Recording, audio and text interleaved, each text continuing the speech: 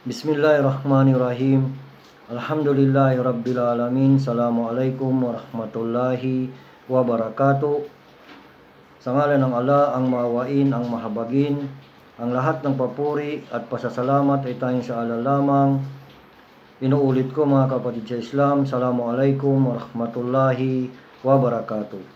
At sa mga kababayan natin na hindi pa Muslim, taos puso ko pong ipinaparating sa inyo ang aking pagbati. Sumainyo nawa ang kapayapaan at ang gabay ng dakilang tagapaglikha na nag-iisang Diyos, walang iba kundi si Allah subhanahu wa ta'ala.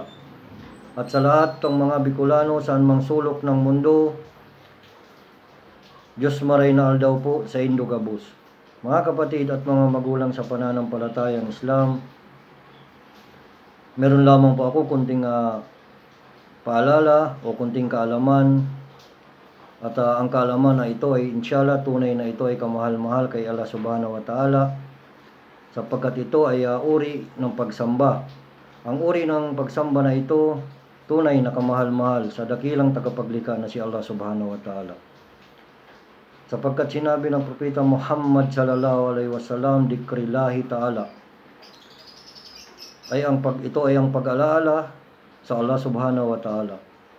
At hindi na natin kailangan na magwudu, hindi na natin kailangan na magsuot ng magagarang damit, hindi na natin kailangan na maghanap ng kibla, at hindi na natin kailangan na gumastos.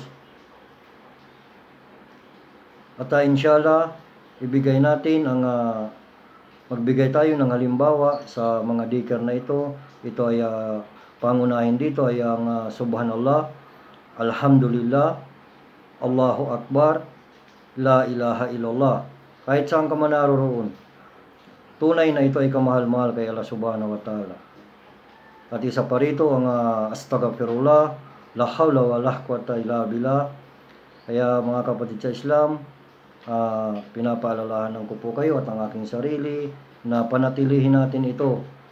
Panatilihin natin na laging basa ang ating dila sa pagpuri kay Allah subhanahu wa ta'ala. Sapagkat sinabi ni Propeta Muhammad sallallahu alaihi wasallam, la yazalu lisana karataban min dikrillah.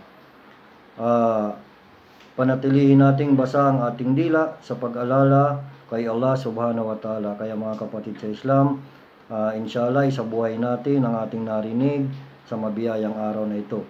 At hanggang dito na lamang, ito ang inyong Brother Omar na nagsasabi at nagpapaalala, magsaliksik at magnilay-nilay at magdagdag ng kaalaman hinggil sa ating pananampalataya.